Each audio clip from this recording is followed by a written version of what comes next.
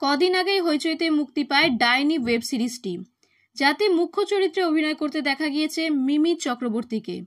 ইতিমধ্যেই হইচইয়ের সেই সিরিজ দেখে প্রশংসায় ভরিয়েছেন একাধিক তারকারা। সাধারণ দর্শকও করেছেন ভুরি ভুরি তারিফ। বাদ যায়নি নামকরা সমাজ মাধ্যম প্রভাবীরাও। এরই মাঝে টিভির এক জনপ্রিয় মুখ করে বসলেন মিমি চক্রবর্তীর নিন্দা। তাও আবার দাবি করে বসলেন মিমি নাকি এমন লিপ ফিলার করিয়েছেন যে স্বাভাবিকভাবে ডায়লগ ডেলিভারি করতেও সক্ষম হচ্ছেন না। তা কে করেছেন ডাইনি ওয়েব সিরিজ ও মিমিকে নিয়ে এমন পোস্টটি করেছেন জনপ্রিয় মুখ পরমা বন্দ্যোপাধ্যায়। পরমা ফেসবুকে লিখেছেন, হইচই অ্যাপটা ফোন থেকে ডিলিট করে দিয়েছিলাম বহুকাল আগে। ডাইনি ওয়েব সিরিজের ভুরি ভুরি হাইপ আর কিছু ইউটিউবারের প্রশংসা শুনে আমিও 499 টাকা খরচ করে বোকা হয়ে গেলাম। মেরে কেটে এপিসোড 3 অবধি দেখতে পেরেছি বহু কষ্টে।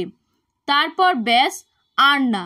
এরপর তিনি আরও লেখেন, 2-1 ভালো অভিনেতা আছেন, কিন্তু তাদের অভিনয় দেখানোর স্কোপ খুবই কম।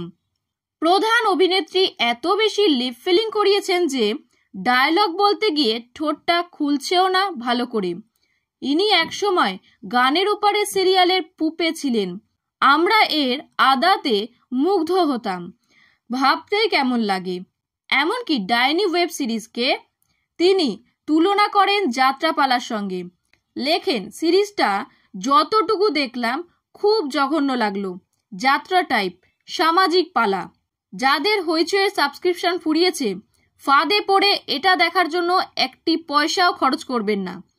শুধু শুধু পয়সা নষ্ট। সেই পোস্টের কমেন্ট সেকশনে অনেকেই ডাইনি ওয়েব সিরিজ নিয়ে পরমার কথা বলার বিরোধিতা করেছেন, তো কেউ আবার হয়েছেন সহমত। একজন লেখেন, মোটেই এত খারাপ না, অন্তত অভিনয় নিয়ে কোনো কথা হবে না, টপিক অসাধারণ, জ্বলন্ত সত্য, আর হিন্দি মুভির অভিনেত্রীরা ফিলিং করালে আহ্লাদিত হব, আর বাঙালি হলে সমালোচনা, বেশ ভালো সিরিজ। আর একজন আবার লিখেছেন, ঠিক একই রকমভাবে এক পয়সা খেকো সাংবাদিকের পোস্ট দেখে আমিও বোকা বনেছিলাম কাল রাত্রি সিরিজটার ফাঁদে পড়ে। 1 ঘন্টাও টানা যায়নি, এত জঘন্য। কেউ কেউ তো আবার শটান মিমি চক্রবর্তীকেও ট্যাগ করে দিয়েছেন এই পোস্টে।